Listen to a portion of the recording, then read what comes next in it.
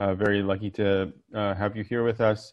Itay Epshtain is a senior humanitarian law and policy consultant serving as special advisor to the Norwegian Refugee Council and the Association of International Development Agencies.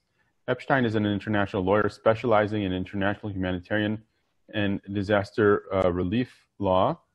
Once again this afternoon.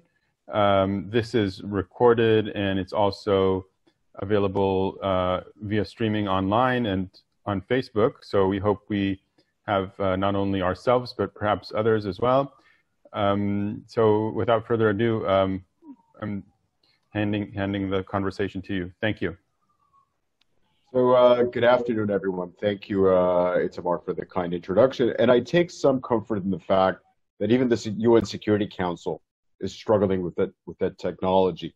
But hopefully the gods of Zoom will be in our favor. So again, thank you for colleagues from the Haifa University Minerva Center for the Rule of Law under Extreme Condition for this very kind invitation, addressing some of the normative and challenges of the COVID-19 pandemic, humanitarian and humanitarian response and human rights protection. And thank you everyone else on the call joining from near and far and overcoming some of the ongoing technological challenges that this presents. On to the next technological challenge, where I will try to share my screen. So let me begin by saying this. What I will try and do, technology permitting.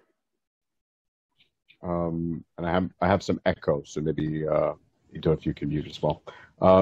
And leaving us ample time for discussion will be to review the complementary normative regimes that govern, or rather aim to govern, the response to the international public health emergency, which is COVID-19.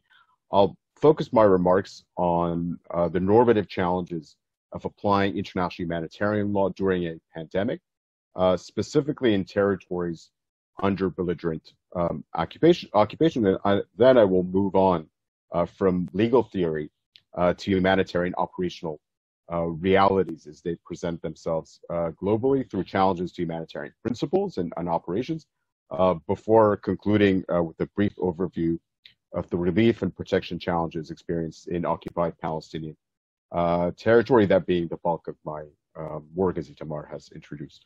And if it all goes according to plan and technology or human interruption do not fail us, we will be able to have a lively discussion following.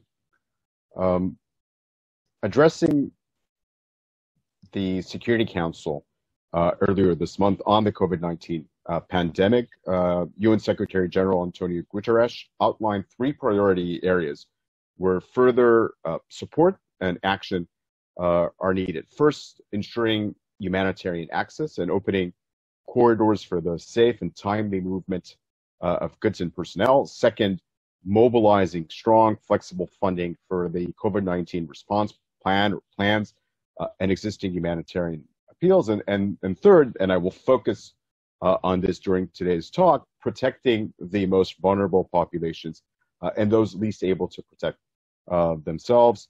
He notes that international humanitarian, human rights, and refugee law continue to apply even and especially in challenging times like these. These interrelated priorities presented by the UN Secretary General could serve as a useful litmus test to the adaptation and gaps faced by the humanitarian community globally and locally.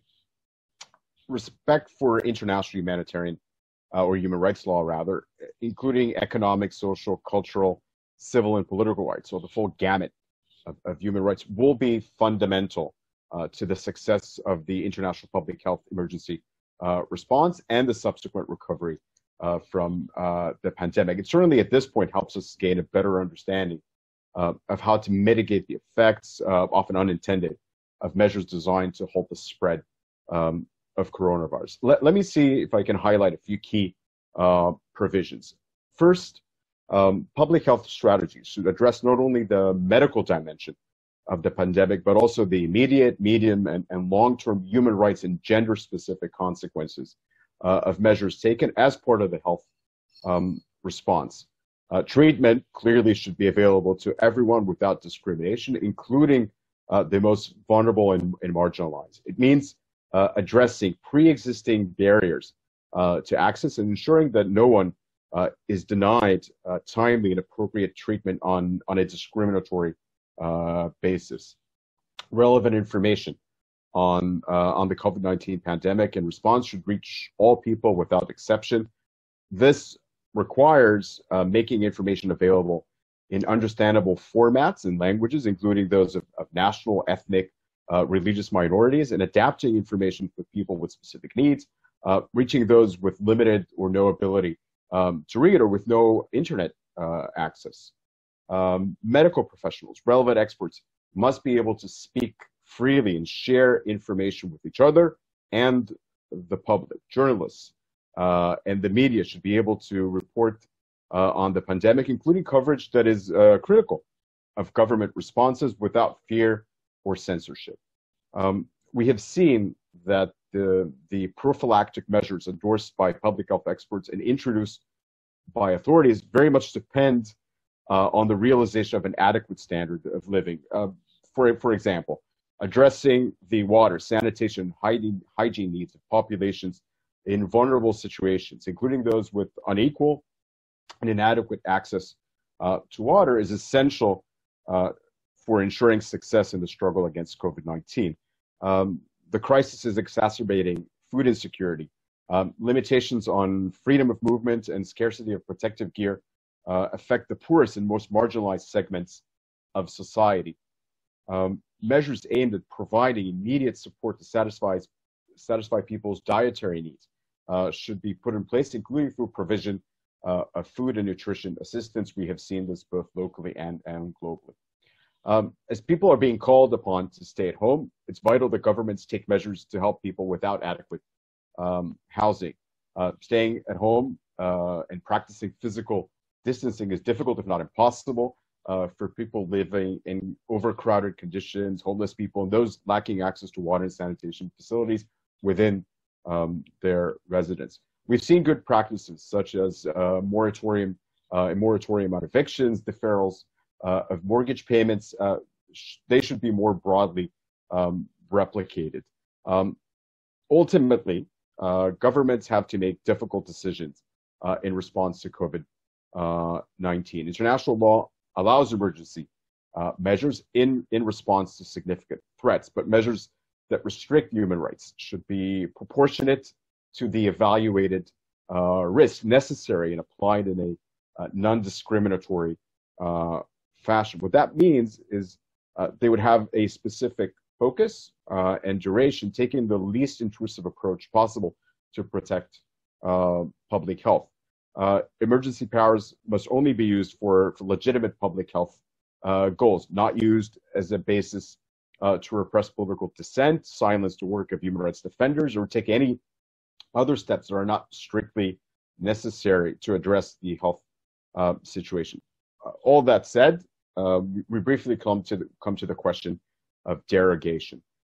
Concerning COVID-19, some rights cannot be restricted even during a state of emergency. There are none derogable, including the principles of non-refoulement, the prohibition of torture and ill treatment, others.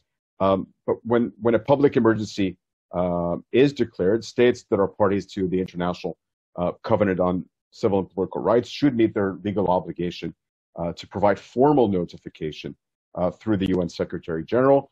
Nonetheless, and many on this call would be aware of that, on April 24th, the Human Rights Committee announced that several state parties have resorted to emergency measures in response to COVID-19 in a manner that would seriously affect the implementation of their obligations under the covenant without formally submitting a notification of derogation. And the committee called on all state parties to comply without delay with their duty to provide immediate notification if they haven't done so yet. And importantly, the committee reiterated that state parties could not resort to emergency powers or implement derogation measures in a manner that violates other obligations that they have undertaken under international law, including under other international human rights treaties from which no derogation is allowed. Nowhere else is this more significant than in relation to migrants, to internally displaced person, IDPs, and refugees, and in situations of armed conflict, whether international or non-international.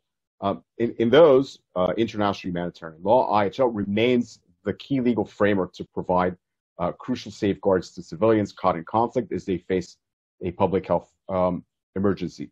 Some of the main provisions of IHL that may be particularly relevant during the COVID-19 epidemic include adequately staffed and equipped medical facilities. Under IHL, medical personnel, units, transports exclusively assigned to medical purposes must be respected and protected in all circumstances.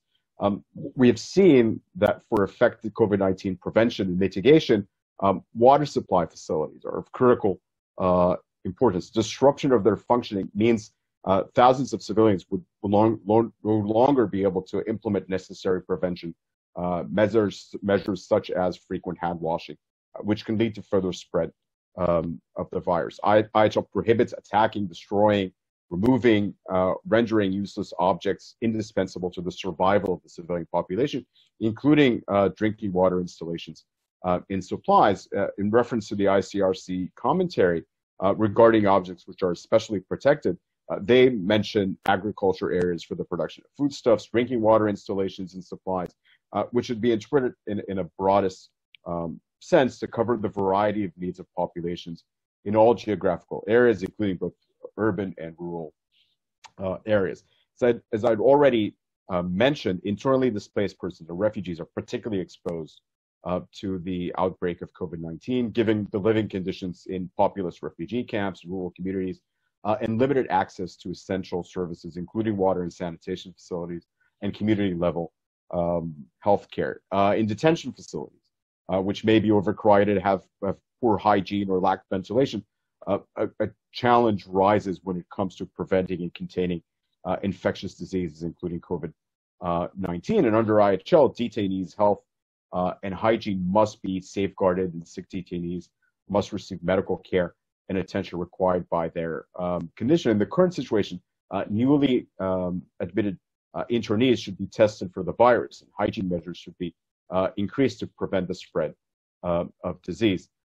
Maybe finally on that, humanitarian relief schemes in countries affected by armed conflicts are essential in saving lives during this ongoing crisis, perhaps in other circumstances as well. And IHL provides that each party to an armed conflict bears the primary responsibility to meet the basic needs of the population under its control, and that impartial humanitarian organizations have a right to offer their services corollary to the right of the affected population to receive aid. And parties to an armed conflict and third state should allow and facilitate the rapid and unimpeded passage of humanitarian relief, subject to their right of control, for example, by adjusting any pandemic-related movement restrictions to allow victims to access humanitarian goods, services, and personnel, a point I'll come back to later. I will leave aside the discussion, just because of time constraints, of the international health regulations and whether they ensure global health security and cooperation. I'll leave that for another day, but I would say that they should be carefully reviewed, along with the utilization of international disaster relief laws. My initial observation is that many of the principles and rules embodied in those have been disregarded, if not discarded, in the current crisis. But as I said, we will leave this for another time. Let me now turn to the numerous challenges of safeguarding the civilian population of territories under belligerent occupation during a pandemic, as I think this is both theoretically thought-provoking and practically significant for what I will address next. The protection of the population living in occupied territory in the face of the pandemic is determined by the standards set out under international humanitarian law, which requires the occupying power to protect the health and life of the occupied population, in addition to regulating numerous aspects of the administration of occupied territory as set out in Article 43 of the 1907 Hague Regulations. Of course, the protection offered by IHL is complemented by international human rights law rules that are applicable during peacetime and armed conflicts and are binding on the occupying power, as well as on national authorities to the extent that those are in place. That nexus of IHL and IHRL is exemplified in the challenge of ensuring a restored, functioning, and progressively developing healthcare system in occupied territory. We turn to Article 56 of the Fourth Geneva Convention, and that establishes that to the fullest extent of the means available to it, the occupying power has the duty of ensuring and maintaining, with the cooperation of national authorities, the medical and hospital establishments and services, public health and hygiene in occupied territory, and it has particular reference to the adoption and application of preventive measures necessary to combat the spread of contagious diseases and epidemics. Again, turning to the ICRC commentary, it establishes that in certain cases, national authorities will be able to look after the health of the population. In such cases, the occupying power will not have to intervene. It has a negative obligation not to hamper the work of the organizations responsible. But should national authorities be found unable to meet the needs of the population, the occupying power must then, in cooperation with those authorities and to the fullest extent of the means available to it, ensure that hospital and medical services can work properly and continue to do so during the outbreak. It is a positive obligation, but it is an obligation of means, not of result. So it's to the means available, to the best of the means available to it. These measures could include supervision of public health, education of the public, distribution of medicines, the organization of medical testing in disinfection, the establishment of stocks of medical supplies and protective equipment. Again, thinking through some of the things that are relevant to the COVID-19 outbreak, a dispatch of surge medical teams to areas where the epidemics are raging, and isolation and accommodation in hospital of people suffering from a communicable disease like COVID-19, the opening of new hospitals, dedicated outbreak wards and medical centers. It also requires an occupying power to import the necessary medical supplies, such as medication and vaccines, and should that become available, I think we all certainly hope so. When the resources, so that obligation is triggered when the resources of the occupied territory are inadequate. And the occupying power's duty of maintaining hospital, maintaining medical services and establishment, and also the public health and hygiene services necessarily involves measures to safeguard the activities of medical personnel that must be exempt from any measures liable to interfere with the performance of their duty, negotiating the restrictions on movement, certainly avoiding the requisition of vehicles, supplies, or equipment that are used by national authorities. In the treatment of persons protected by IHL, the occupying power faces an additional challenge in giving priority to people who most urgently need care. Just a few examples: children that are entitled to specific respect and protection, and the proper working of the institutions devoted to their care and education. Those need to be addressed and facilitated by the occupying power, even when the preventive public health measures require the temporary closing of such institutions. So the occupying power, in cooperation with national authority, has to provide viable alternatives. Persons deprived of liberty, in addition to retaining under IHL the right to the highest attainable standard of health, also enjoy specific protection under IHL. They must be provided with, among others, adequate medical attention, must be hosted in premises that afford guarantees of hygiene to prevent the spread of COVID-19. And the Fourth Geneva Convention also provides for the case in which the occupying power, as I've mentioned, is unable to adequately supply the occupied territory. Should that be the case, for example, medical supplies are needed to fight a pandemic in the very territory of the occupying power, so the resources available to it are inherently limited, and I don't think this is entirely imaginary. So under Article 59 of the Fourth Geneva Convention, if the population of an occupied territory is inadequately provisioned with medical supply, the occupying power must, and I stress, must agree to receive consignments of medical supplies offered by states or third states or impartial humanitarian organization. That duty is absolute in the sense that the convention does not embody any ground that the occupying power can invoke to obstruct relief. However, as I've already mentioned, the occupying power can adopt measures of control and impose technical arrangements, provided that the needs of the local population are met in accordance with humanitarian principles. What that means in practice is that relief consignment cannot be blocked for capricious, arbitrary, or otherwise unlawful reasons. However, gauging the decision of an occupying power during an epidemic would be challenging, or at least very context dependent.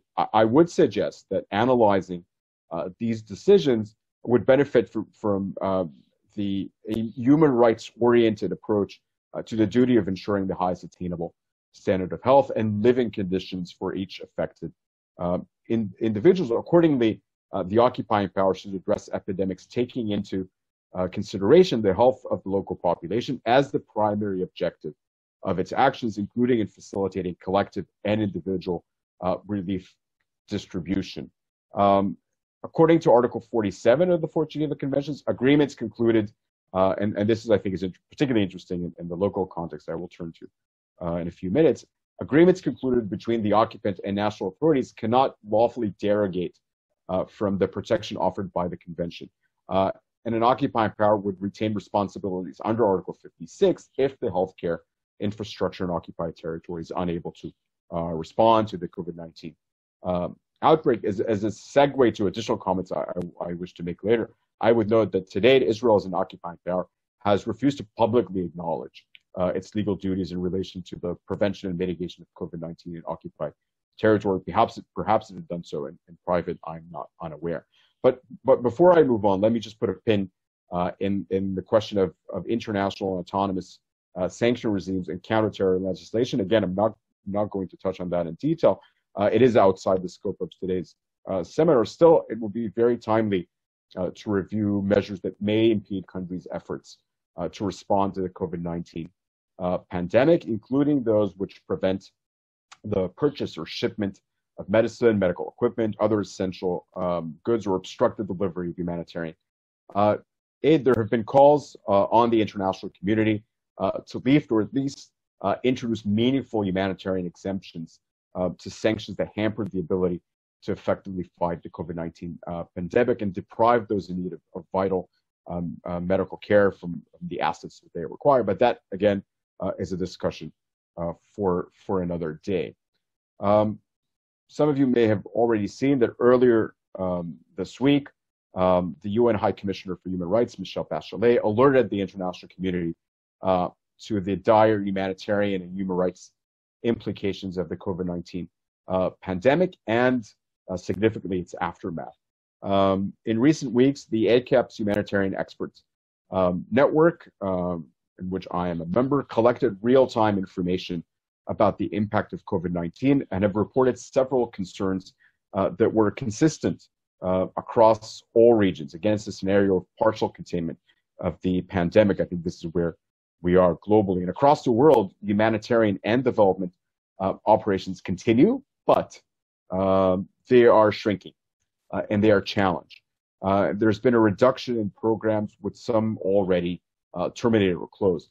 And protection and education programs, because of their inherent nature, are particularly difficult to deliver and are now being prioritized, I would say, in national and donor responses. And the containment measures that we're seeing are already resulting in loss of livelihoods and an economic downturn, in reducing food security for the most vulnerable among them, people living in informal and congested urban settlements, people living in conflict areas, IDPs, and refugees. Exclusion of marginalized groups, domestic and gender-based violence are all on the rise across the world. There is an ACAPS report from earlier this week that demonstrates that humanitarian efforts are focused on providing clear and adequate information regarding the development of the spread of COVID-19, including information on the number of tests, on confirmed cases, on death. But challenges remain in gaining a clear understanding of government capacity and planned response, and increased humanitarian access is the top priority to better serve populations, humanitarian organizations work with around the world. Additionally, there's a better understanding of the secondary impacts of COVID-19, including the socioeconomic impact and the potential effect of the pandemic on all humanitarian sector that is desperately sought. Let me now turn to the occupied Palestinian territory and briefly outline the relief and protection challenges exacerbated by the COVID-19 outbreak, and I would say the fear of its unmitigated spread. And doing so, I would use the ACAP's analytical framework, which encompasses the overall humanitarian needs beyond the direct health impacts of the virus. The pre-outbreak context that I'll present is a filter for which the direct or primary impacts of COVID-19 and the policy and behavioral response to it will play out in any given context, including the local context.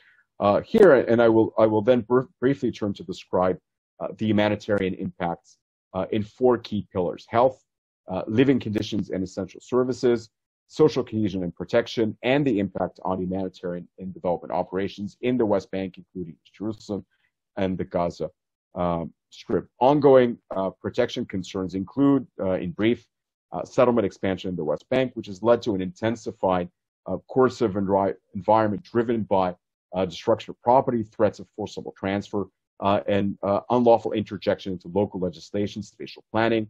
We're seeing new legislation and changes to administrative procedures that have been introduced in recent years, which have had a negative impact on the rights of Palestinians living particularly in the West Bank, including East Jerusalem, and the dire humanitarian and human rights situation in Gaza, which has deteriorated further in recent months, with the Israeli maritime and air blockade and closure on land remaining the most significant obstacle to sustainable economic development.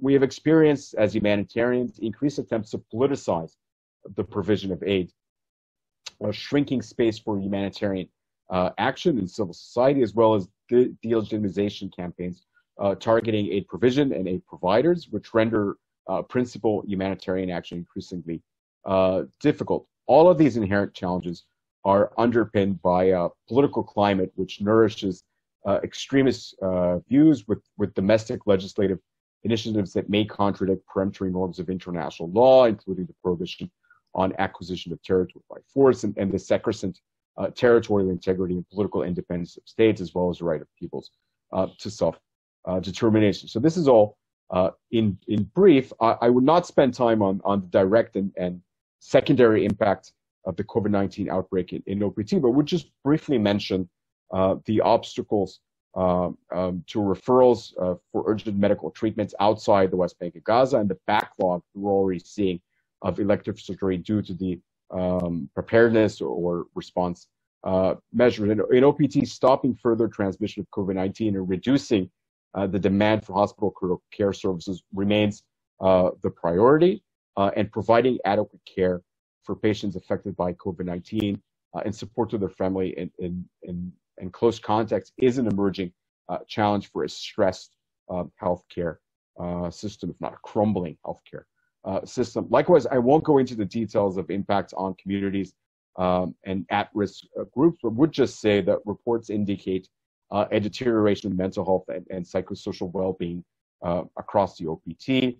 We're seeing that gender-based violence response providers report a continuing demand for GBV services, with an increasing number of calls from young men and adolescent boys to hotlines complaining of abuse by parents and siblings. Risks associated with school and childcare disruptions and a chronic lack of safe places and recreational areas for children are also of concern.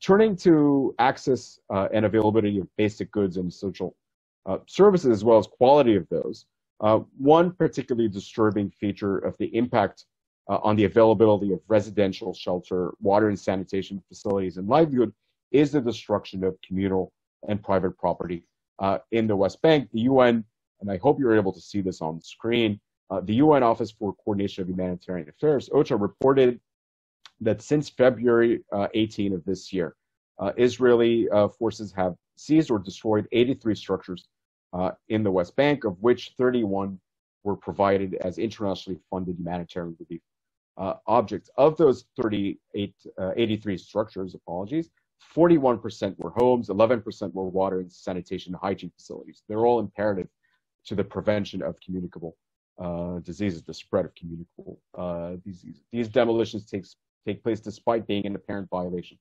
of Article 53 of the Fourth Geneva Convention, which prescribes destruction by the occupying power of real property belonging individually or collectively to private persons, public authorities, or corporate organizations, except where such destruction is rendered absolutely necessary by military operations. I don't believe this is the case. It has also persisted despite humanitarian diplomacy efforts with the Israeli military commander to introduce a moratorium on demolitions during the COVID-19 crisis. I believe we've seen a similar moratorium introduced within Israel proper. Finally, and these will be my last comments, let me address the broad impact on humanitarian access, supply chains, funding, and measures, any measures humanitarian organizations take in response to the crisis, including changes in focus areas, targeting modalities, or scaling of interventions. We have conducted a survey among 62 humanitarian and development organizations operating in OPT, and that survey addressed the impact of COVID-19 on programming and operations, with 70% of organizations surveyed reporting changes in the modality of service deliveries. There are particular sectors of humanitarian development programs which have been prone to the effects of the public health emergency. Education, community development, gender-based violence protection programming have seen suspension in 36 to 38% of instances. Protection, including child protection, has been adversely affected in 21 and 26% of instances, respectively. And in other sectors, there's a lesser impact reported, but an impact nonetheless. And reflecting on the impacts of COVID-19 on beneficiaries, 67% of organizations reported loss of livelihoods and an economic downturn, and 47% reported increased food insecurity among their beneficiaries. There are concerns that rural communities, particularly Bedouin and herding communities in the West Bank, are more vulnerable to COVID-19 due to limited access to food security, hygiene, healthcare, and those were reported by 43% of organizations, with 41% reporting concerns that overcrowded urban areas, including the Gaza Strip, East Jerusalem, and West Bank refugee camps, face considerable health and economic risks. 39% of organizations we've surveyed indicated increased reports of gender-based violence, particularly against women and girls, and 27% reported increasing tensions and breakdown of social cohesion, including discontent with Palestinian national authorities. And that last point should perhaps serve as a reminder that all of the responsible authorities, Israel as the occupying power and the Palestinian authorities in the West Bank and Gaza, bear the duty to provide essential health services and apply public health measures throughout this pandemic in a non-discriminatory fashion. To conclude, before we turn to our discussion, I would suggest that the COVID-19 crisis is undoubtedly is changing humanitarian realities, humanitarian outcomes, people's overall living conditions, access to goods and services, well-being, and safety are impacted by the pandemic. It has also presented considerable challenges to the application of norms governing humanitarian relief and human rights protection. Nonetheless, these continue to apply and should be vigorously upheld. As is often the case, we do not lack in law, but what we lack in adherence and implementation. So at this point, I thank you, and I look forward to our discussion. Thank you, Ido, for unmuting me. That was really fascinating. And thank you for the patience and humor in the beginning of your talk. I mean, it was a little disturbing there, at least for me, and you seem to be very cool. So appreciate that. All right, I have a few questions. I think I'll just address a number of issues to start us off in conversation. Meanwhile, I'm with one eye on the chat and on the raise hand function. Everyone is invited to speak and join us, obviously. So I think I have 3 points that I want to ask about, but first, I guess I would like to understand if you're talking today in your organizational capacity or in your personal scholar hat, because I think it might have an influence on the way that you choose to answer the questions. It might I don't know, it might have some implications for that. But so basically, I'll go through my questions. I think the first one is the easier one, and I think the last one is the harder one. The first one is basically on this issue of armed conflict and IHL that you raise all the time. From the beginning of your talk, I kind of understood, maybe rightly, maybe not, the EU are kind of moving to IHL in the context of international discussion on international human rights law, after having mentioned the issue of derogation, to say basically that for displaced people, refugees, and other marginalized affected communities, IHL can provide a kind of additional fulcrum of protection, even when international human rights law perhaps does not do the trick because of the possibility of derogations or not. But I think that it's observable in many, many conditions around the world, perhaps including here in the West Bank and Gaza, some parts of these populations are not within the context of an armed conflict. So it would be difficult to apply IHL to begin with. And I thought that you kind of skipped over that issue where of applicability of IHL as a starting point, and you kind of assumed that it would apply. I'm not sure that is the case in all conditions, in all relevant conditions. Now, with regard to your discussion of the West Bank, I noticed that you were saying often that the occupying power has an obligation to provide all necessary supplies when they do not exist otherwise.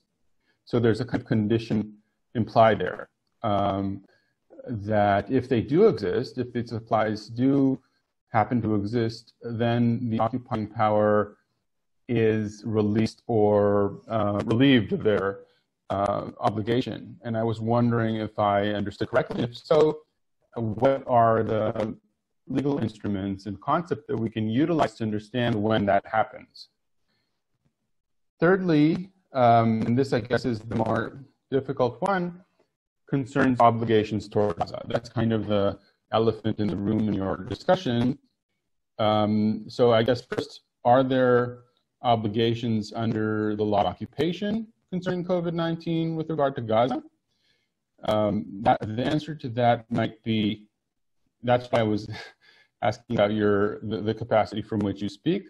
I don't know if your organization the organization that you work as an advisor for has solidified a position on that, but regardless of that, I still also am curious on whether there's any other source of obligations towards Gaza in the condition of pandemic, aside from IHL.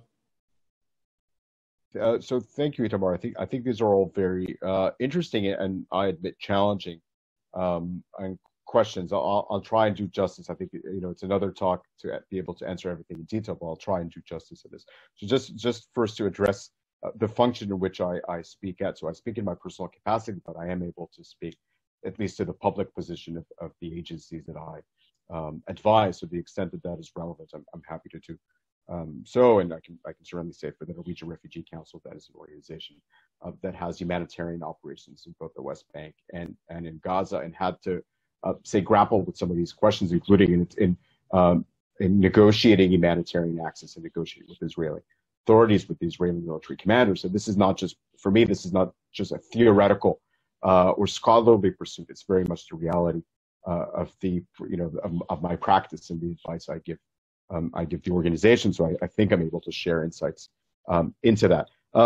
Yes, to be very, very clear, and perhaps I was moving along there, but I wasn't suggesting that where IHL could be an escape route if it not already applicable. So this would only apply in armed conflict, whether international or non-international armed conflict.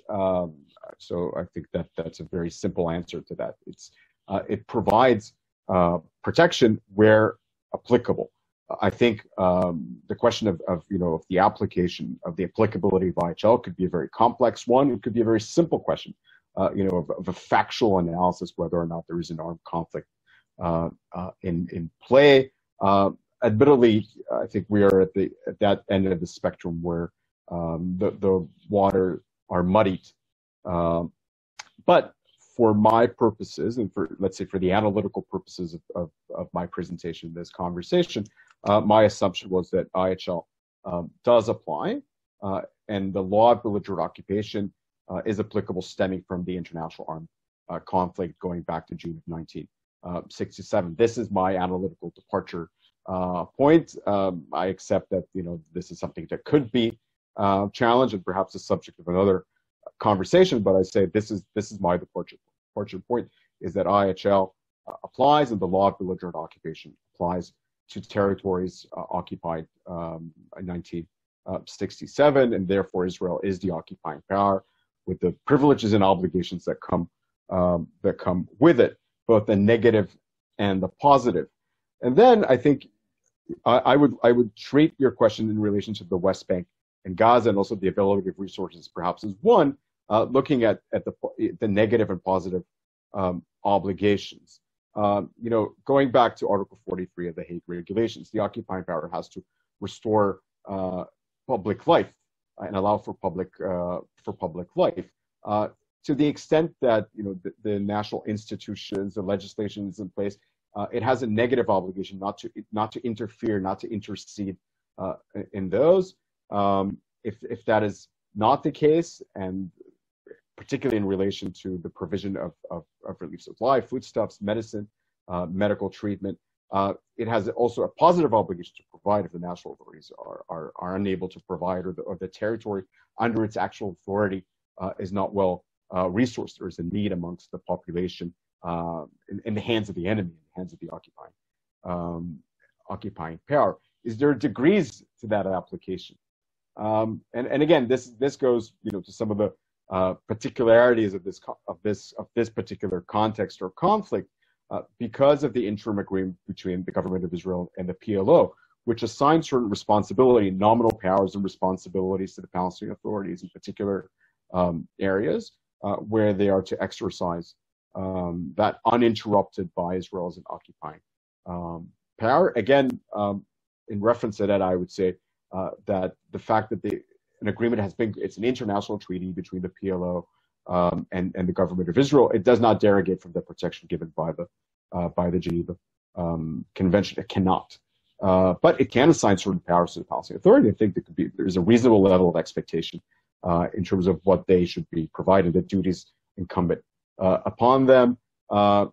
Is there a difference in terms of how you animate that obligation in areas that are directly administered by the Israeli military commander, say in Area C of the West Bank, as opposed to areas that are clearly under the actual authority, in my view, either the actual authority of Israel in the Gaza Strip, but you don't have the same presence and footprint in Gaza City. So, can we introduce, and I know this is a controversial concept, and perhaps you don't have time to go into that, but could we somehow look at this as a varying degree of responsibility, maybe not as a matter of legal theory, but certainly practically, they're very different in the way they're animated. I think East Jerusalem, and I've spent a lot of time in recent days and weeks on East Jerusalem. It's particularly interesting to see how Israel, this is supposedly, where it has been incorporated, annexed into sovereign Israeli territory unilaterally, unlawfully, but nonetheless, you're actually seeing Israel withdraw from parts of East Jerusalem, not all of it, parts of it, particularly the neighborhoods outside the wall, which I find particularly alarming and interesting as well. So I'm not sure that I have a good answer to that right now, but I would say that I think there are certain responsibilities, and the way they are exercised, the way they are animated, does vary with the degree of control. And it's very much a factual analysis. If there's a territory, if there's a people under the actual authority of Israel as an occupying power, with that come both negative and positive responsibilities. So let's just do that. Eli, Carolina, and then Shelly. Sorry for not seeing your hands.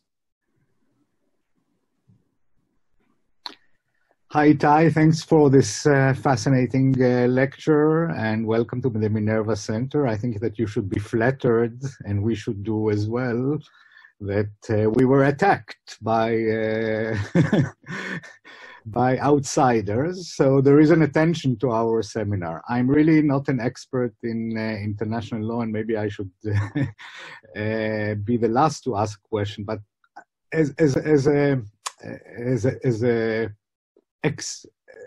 external person to the field, if we look at the consequences tests, both in Gaza Strip and the West Bank, it seems that the contravirus is quite well contained, maybe even better than in Israel. And I want to ask you, how do you explain this? What was behind the scenes? Do you know of any Israeli assistance, or that the Palestinian Authority and the Gaza leadership managed so far the outbreak quite well?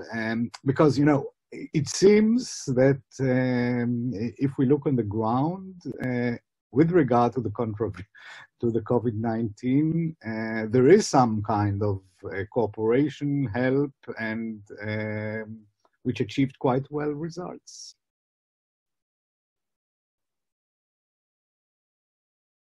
Thank you, Eli, and I'm obviously very thankful for this opportunity, yourself and the Minerva Center. I don't know that I have a compelling explanation of why we're seeing relatively contained morbidity and fatality from COVID-19 in both Israel and occupied Palestinian territory. I'm not sure I'm capable to speak to that.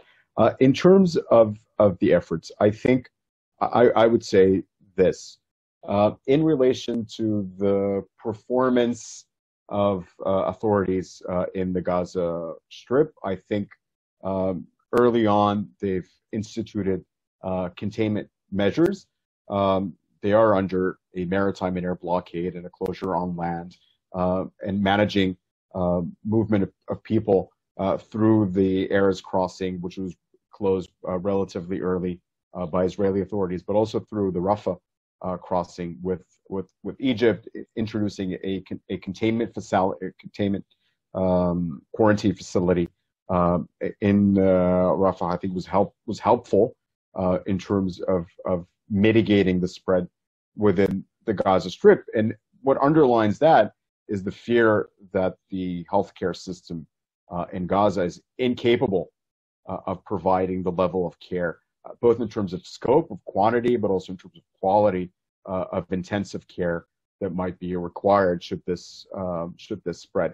I don't know that this is over, but for now, it seems well contained in Gaza. Again, the caveat to that will be in respect to the number of tests conducted, which is fairly limited. Israeli authorities have allowed test kits to go through. There have been some verification, to the extent that I'm aware, there have been some verification tests conducted in Israeli labs to make sure that the testing done in Gaza is valid. But as the extent of, let's say, assistance that I'm aware of, it is a very different story in the West Bank, particularly in the Bethlehem and Jerusalem and Ramallah governorates, where these are the hot spots for its spread, either through contact with tourists that visited predominantly Bethlehem, mostly Palestinian laborers returning from Israel to their towns and villages, and then transmitting the virus to families and extended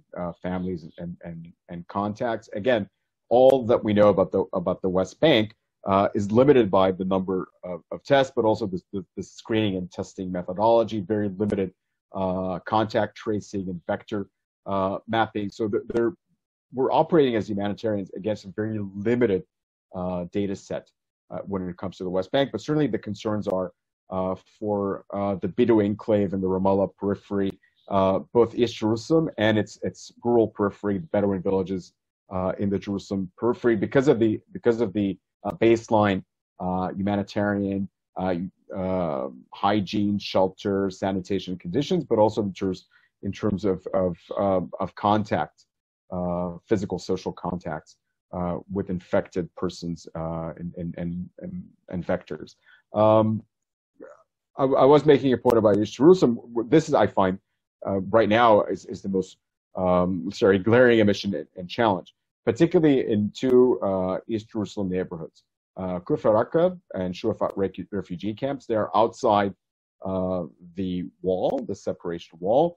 They are cordoned off from the remainder of the West Bank, so they have no access to healthcare services or otherwise into areas A and B under the nominal control of the Palestinian Authority. They're not cut off from Jerusalem, but the level, let's say the living conditions and the level of services they have, community level healthcare, testing facilities, all make that very difficult to get a clear picture of the spread of the virus, but also to be able to offer quarantine facilities. The prospects of self-isolation there are quite limited. So I think the focus of many, including the organizations I work for, the focus of many is on East Jerusalem and the Jerusalem periphery, the Ramallah and the Bethlehem governorates, to a lesser extent in Gaza, at least for now. Going back to my initial point, and with that I'll conclude my response to this, what we're lacking is Israel coming out publicly and admitting that it has a responsibility towards the health and well-being of Palestinians under its actual authority, and it will assist Palestinian national authorities in ensuring that whatever services, facilities are available. We lack that public assertion, which I find to be not just lacking, but highly inappropriate, particularly because there have been some comments made publicly, including in the Security Council, congratulating Israel for its cooperative mode or stance. But I think one, we haven't seen that materialize just yet, and two, and I think it needs to come from Israeli officials that they actually recognize that as a matter of legal duty. I'm not naive. I understand obviously both the normative and political complications of doing so, but I think that will be very timely and appropriate. Yep, over to you, Itamar. Can we hear the question from Caroline? Yes, hello, good morning, and greetings from Buenos Aires, Argentina. Thank you, Professor Epshtain, for your presentation. In my home country, we don't have refugees or occupied territories, but the social and living conditions of a very vast majority of population in the greater Buenos Aires area are to the conditions for those individuals in the West Bank or Gaza refugee camp. Living conditions in jails here are also very, very poor and detrimental to inmates. In view of this, the national government instructed a few days ago public defendants to file a release request to courts, and also instructed prosecutors not to challenge or appeal such requests. Up to date, about 2,000 inmates were released from jails. These are mostly regular inmates, regular criminals.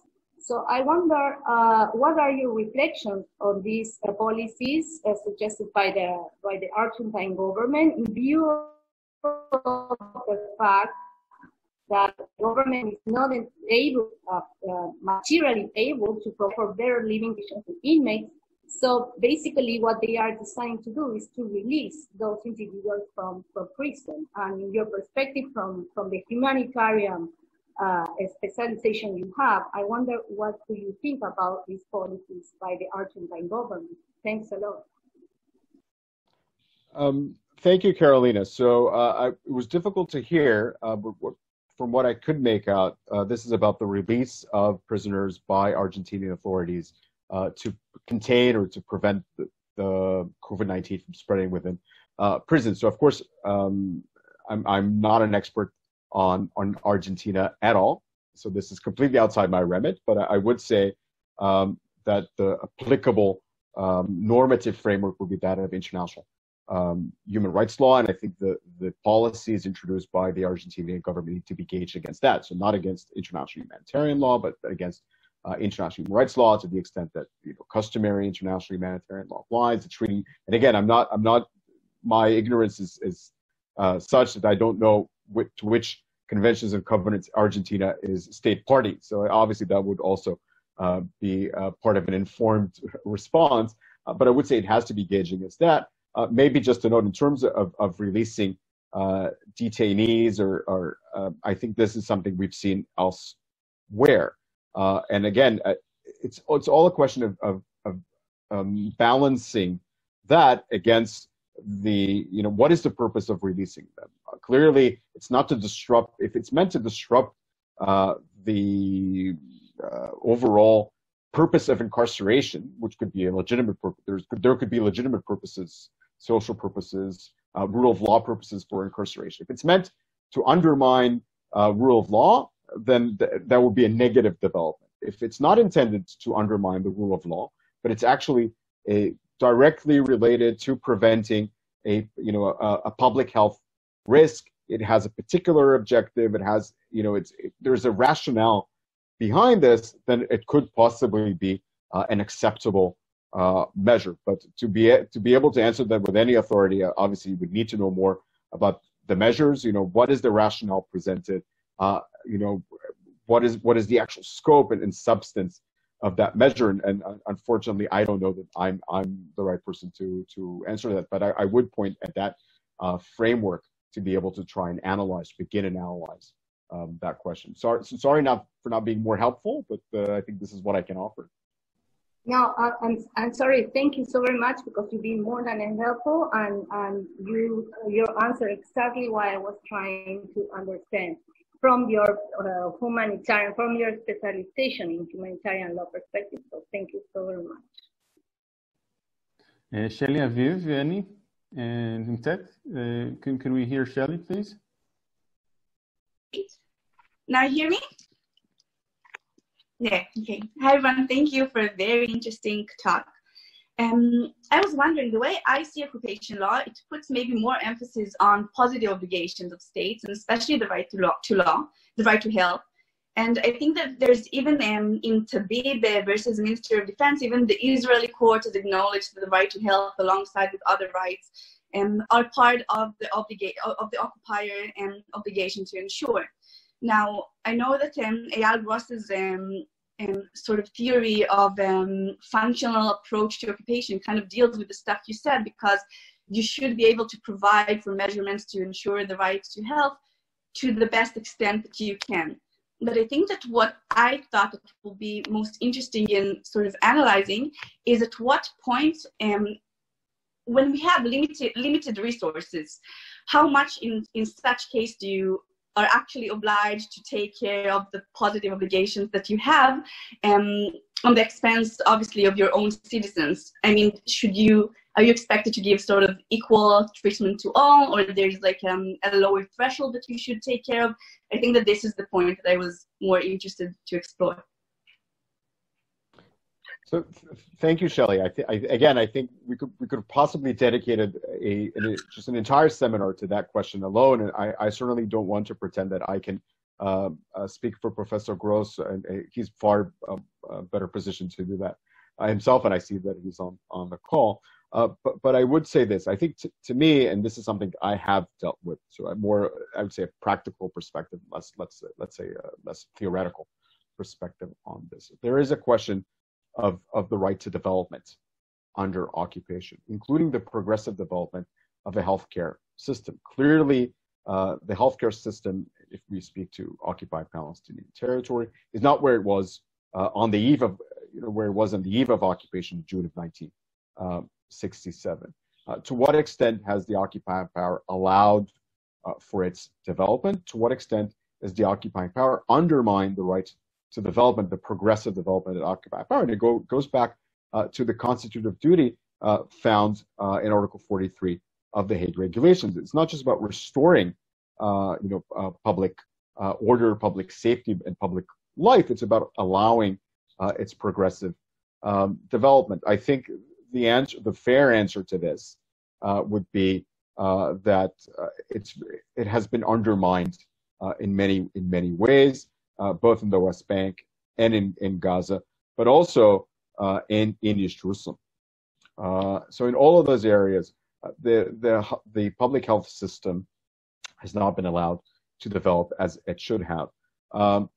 Then you go to the question, okay, so the development of these institutions have been either undermined or not allowed to be realized. But then now you're facing a public health crisis. And the question is about available resources. So again, I go back to my initial point.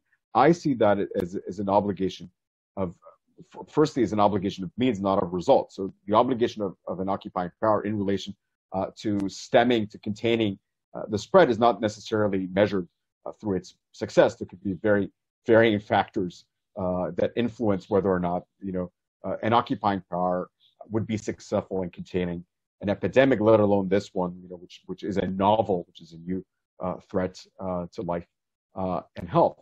But then it becomes a question of what of the resources available to it, what does it put at the disposal of the occupied population? And yes, I mean, so my answer to that would be, and that perhaps it's more theoretical, is that occupation is a burden. It is a burden upon the occupying power. It is not meant to be convenient for the occupying power. And that includes diverting resources away from its territory to that of the occupied territory and providing those. How in practice would you then gauge that? How many ventilators or respirators or patient monitors does Israel have to provide in Gaza or in parts of the West Bank? Should it redirect its EMTs and paramedics and doctors and nurses to parts of Gaza and the West Bank to provide surge capacity if those facilities are not well equipped? I think the reality is that it should. How do we then measure what is sufficient? Should it provide the same exact standards of health that it provides its own nationals in occupied territory? Would we gauge that against the question of, let's say, the extraterritorial applicability of international human rights law, including the right to the highest attainable standard of health, right? Because this is the obligation that Israel applies versus via its own nationals. It's reaching the highest attainable standard of health within the measures that are within the means available to it. Should the same means be put at the disposal of the occupied population in occupied territory? I think possibly the legal theoretical answer to that would be yes. In practice, I think it's very hard to see how that is measured. How is that introduced? Certainly, it has not happened. So it's not at present, and perhaps going back to Eli's observation, this is fairly contained. The outcome as it is right now is not catastrophic.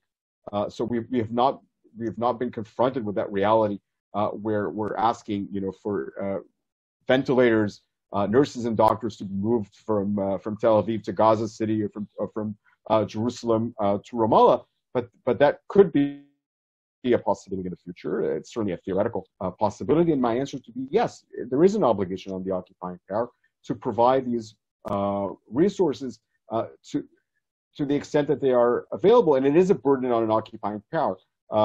One way of obviously resolving it is not being an occupying power. You have to terminate occupation, bring an occupation to a close. But clearly that is a separate question to the administration of occupied territory for the duration of occupation. Amnon Reichman, please.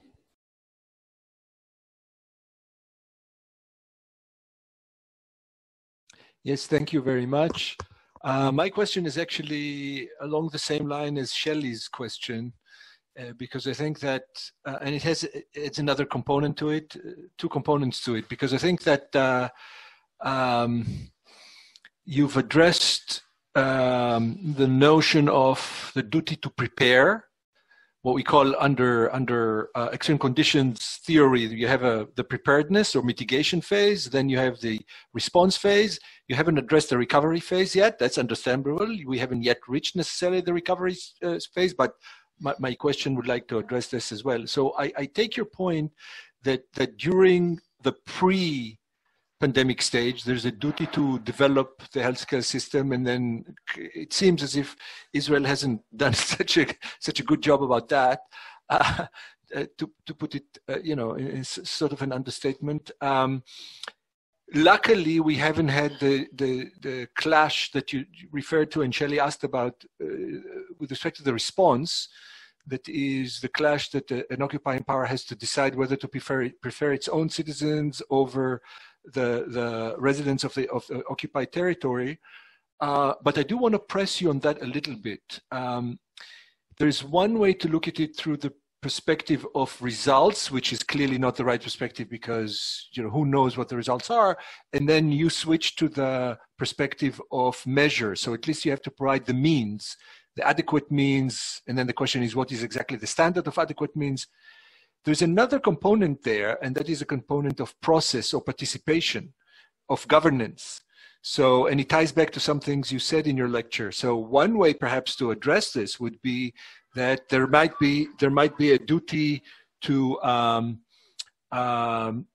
set up a mechanism of co-governance whereby information is shared and decisions are made, because the danger here is that that Israel will say, to the extent that I have a duty, then I will actually administer this the same way I administer this is in my own state, and that includes maybe surveillance by the General Security Service, and I will set up and I will decide who goes to quarantine and who doesn't go to quarantine. That is, it will be an extension of annexation. You know, under the premise of we need to save you guys, we need to help you guys, there's a risk of, okay, it's a step toward annexation, and then, you know, you can challenge us in court, and then the Israeli court will set up the standards, and that's the risk here, that you know, you take a step towards annexation under the guise of what you want. We're helping you. We have a duty to help you, just like we help our own citizens. Okay, I think the question is clear here. And so it's an interesting balance, and I think we should pay attention to that. Again, it hasn't reached to that simply because of the, you know, intervention, celestial intervention, that has made it so that that we didn't reach this particular stage. But I think it's important. The second part of my question deals with the notion of recovery and conditions upon recovery. So we will reach recovery at a certain point. Then the question is, and we've already seen it also with respect to the response, there were at least reports in the media that because of Turkey's intervention, some deals were attached to the notion of supplying at least Gaza with necessary means, and then maybe even moving towards recovery. You know, Turkey says we will help, but then Israel has to give something in return, and then Israel said, okay, we'll give something in return to the extent that we can promote some deal with respect to the bodies of the deceased soldier and those that are held in Gaza. So the question here is recovery, but also response. And how do we address this notion of tying those means, medical means, to other goods that Israel and the Palestinians wish to gain from each other? It's a unique situation that I think hasn't been addressed sufficiently yet. Thank you. So thank you, Itamar. I think these are all, you know, fascinating questions. So clearly, I think there's what you presented is a very compelling analytical framework in terms of looking at both preparedness, mitigation, response, and recovery. Yes, clearly we are not at the stage where we are looking at recovery, but what is already evident is the medium and long-term impact this would have in terms of the economic downturn, in terms of its impact on livelihoods. I think that is very clear. It is clear the world over, and it's particularly clear where you have people that are already impoverished. So in that sense, I think it's very clear, and I think that will, provided, you know, that the scenario against which we operate is that of, let's say, of containment of the virus. I think the conversation will rapidly move towards that. You know, I was taught that I should never, ever confuse the use contra bellum or the use ad bellum with the use in bello, and must keep the questions of administration of an occupied territory separate from the question of acquisition of territory or territorial integrity and political independence separate. I think we're finding that, and I still believe that is the case. But it is particularly challenging given what you've described. I think that the simple way of perhaps answering That has been my departure point. Yes, the administration of occupation could be abused towards acquiring the territory indefinitely. And if we have to reflect on the last, say, 53 years, in this context, it has been in many ways abused to make the belligerent occupation, yes, it does not have a time cap, but to make it indefinite, to transform it somehow to a form of acquisition of territory as opposed to the administration that is temporary. I think that's very much the case. I don't think this is particularly prevalent in the field of ensuring the level of healthcare provided to Palestinians, whether in the West Bank or Gaza. This is not an area where we've seen that Israel being very proactive in imposing a higher healthcare standard on the population. So I think outside that kind of almost theoretical, if not imaginary domain, I think that it's very much a question of satisfying the minimum requirements as there are again with the limited instructions that we can find in the Fourth Geneva Convention and its commentaries and customary international humanitarian law on what is the minimum, what are those minimum standards, both in terms of mitigation, where I think the Geneva Convention is quite expressive in the sense that it talks about the prophylactic measures to prevent contagious diseases from spreading and epidemics, but also in terms of the response and making sure that medical facilities are functioning and are providing that care. Whether that will be a segue towards annexation, I'm somewhat doubtful. I think there are many other segues towards annexation, including the political climate I was referring to very briefly, and those legislative initiatives. I think this is where we're heading with certainty, but this is completely outside the context of the response to COVID-19. I think the final and again, going back to that point in terms of how do you gauge what is the appropriate response. I admit it's hard to quantify that, and perhaps we've been spared from some of those dilemmas, but again, we don't know that with any certainty. In terms of the recovery, clearly, the bon ton amongst humanitarian and development actors is to speak of a nexus. There's a triple nexus between peace and state building, humanitarian and development operations. I'm not telling you anything you don't already know. And I think that triple nexus will present itself in the aftermath of COVID-19 in occupied Palestinian territory. There will be a question of how do you enable recovery, economic recovery, social recovery in both the West Bank and in Gaza, and then you would have some sort of back and forth. What would it take to restore safe passage? There is an effect. It's actually it's an international treaty still in effect from 1999. Safe passage protocol between West Bank and Gaza.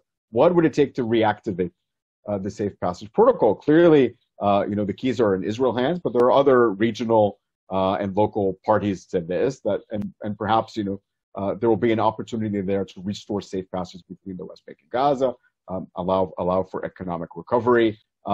We've certainly seen, I think this is very interesting, the necessity of Palestinian laborers within these particular sectors of the Israeli economy.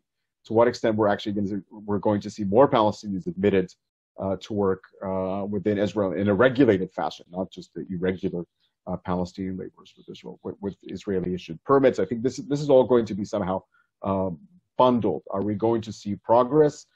It's very difficult to say. Obviously, these are all backtracks and closed room negotiations to the extent that I'm aware of, and I'm certainly not best placed to comment on this. I don't think there's anything brewing that is dramatic. I think there are minor adjustments that are part of humanitarian access negotiations, as opposed to resolution of conflict, as opposed to introducing measures for economic recovery. They are about humanitarian access, what type of equipment will be allowed to go into Gaza, whether it's PPE, testing kits, but these are all very minor interventions. It's not it's not a grand, it's not a Marshall Plan for Gaza. It's getting swabs and masks and gloves into Gaza. I think this is the extent to which the conversation has developed.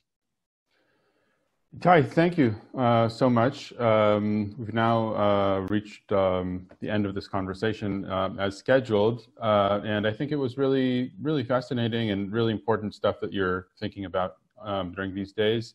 I saw that we had some participation from various parts of the world. That's always nice. Yeah, we'll continue with the series. Goodbye, everyone, for now.